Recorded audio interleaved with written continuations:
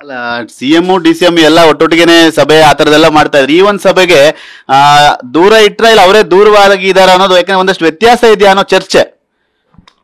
ವ್ಯತ್ಯಾಸ ಏನು ಇರ್ಲಿಕ್ಕಿಲ್ಲ.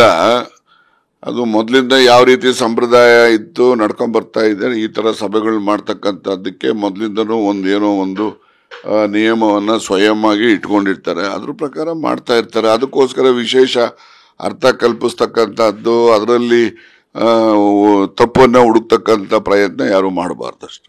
ಸರ್, ಈಗ ಮುಖ್ಯಮಂತ್ರಿ ಬದಲಾವಣೆ ಚರ್ಚೆ ಸಾಕಷ್ಟು ನಡೀತಾ ಇತ್ತು. ಅದಾದ ಬೆನ್ನಲ್ಲೇ ಈಗ ದಲಿತ ಮುಖ್ಯಮಂತ್ರಿ ಚರ್ಚೆ ಜೋರಾಗಿ ನಡೀತಾ ಇದೆ. ಈಗ ನೋಡ್ರಿ, ದಲಿತರಾಗ್ಲಿ, ಹಿಂದುಳಿದವರಾಗ್ಲಿ, ಮುಂದುವರೆದವರಾಗ್ಲಿ, ಯಾರೇ ಆಗ್ಲಿ ಮುಖ್ಯಮಂತ್ರಿಗಳಾಗಬೇಕು ಅಂದ್ರೆ ಮೊದಲು CLP ನಲ್ಲಿ ಅವರಿಗೆ ವಿಶ್ವಾಸ ಇರಬೇಕು. ಆ ನಂತರ ಹೈಕಮಾಂಡ್ನವರು ಕೂಡ ಅದನ್ನು ತೀರ್ಮಾನ ಮಾಡಬೇಕು. ಯಾರ್ದು ಏನೇ ತೀರ್ಮಾನಗಳು ಇದ್ರೂ ಕೂಡ ಅಂತಿಮವಾಗಿ ಅದು ಹೈಕಮಾಂಡ್ ತೀರ್ಮಾನನೇ ಹೊರತು ಯಾರೊಬ್ರು ವೈಯಕ್ತಿಕವಾಗಿ ಅಥವಾ ಇನ್ನೊಂದು ಗುಂಪು ಸೇರ್ಕೊಂಡು ಒಂದೇನೋ ತೀರ್ಮಾನ ಮಾಡಿದ್ರೆ ಆ ತೀರ್ಮಾನಕ್ಕೆ ಯಾವುದೇ ಕಿಮ್ಮತ್ ಇರೋದಿಲ್ಲ.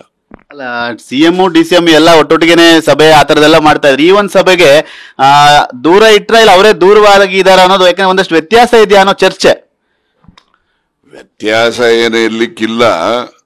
ಅದು ಮೊದಲಿಂದ ಯಾವ ರೀತಿ ಸಂಪ್ರದಾಯ ಇತ್ತು ನಡ್ಕೊಂಡ್ ಬರ್ತಾ ಇದೆ. ಈ ತರ ಸಭೆಗಳು ಮಾಡ್ತಕ್ಕಂಥದ್ದಕ್ಕೆ ಮೊದಲಿಂದನೂ ಏನೋ ಒಂದು ನಿಯಮವನ್ನ ಸ್ವಯಂ ಆಗಿ ಇಟ್ಕೊಂಡಿರ್ತಾರೆ, ಅದ್ರ ಪ್ರಕಾರ ಮಾಡ್ತಾ ಇರ್ತಾರೆ. ಅದಕ್ಕೋಸ್ಕರ ವಿಶೇಷ ಅರ್ಥ ಕಲ್ಪಿಸ್ತಕ್ಕಂಥದ್ದು, ಅದರಲ್ಲಿ ತಪ್ಪನ್ನ ಹುಡುಕ್ತಕ್ಕಂಥ ಪ್ರಯತ್ನ ಯಾರು ಮಾಡಬಾರ್ದಷ್ಟು. ಸರ್, ಈಗ ಮುಖ್ಯಮಂತ್ರಿ ಬದಲಾವಣೆ ಚರ್ಚೆ ಸಾಕಷ್ಟು ನಡೀತಾ ಇತ್ತು. ಅದಾದ ಬೆನ್ನಲ್ಲೇ ಈಗ ದಲಿತ ಮುಖ್ಯಮಂತ್ರಿ ಚರ್ಚೆ ಜೋರಾಗಿ ನಡೀತಾ ಇದೆ. ಈಗ ನೋಡ್ರಿ, ದಲಿತರಾಗ್ಲಿ, ಹಿಂದುಳಿದವರಾಗ್ಲಿ, ಮುಂದುವರೆದವರಾಗ್ಲಿ, ಯಾರೇ ಆಗ್ಲಿ ಮುಖ್ಯಮಂತ್ರಿಗಳಾಗಬೇಕು ಅಂದ್ರೆ ಮೊದಲು CLP ನಲ್ಲಿ ಅವರಿಗೆ ವಿಶ್ವಾಸ ಇರಬೇಕು. ಆ ನಂತರ ಹೈಕಮಾಂಡ್ನವರು ಕೂಡ ಅದನ್ನು ತೀರ್ಮಾನ ಮಾಡಬೇಕು.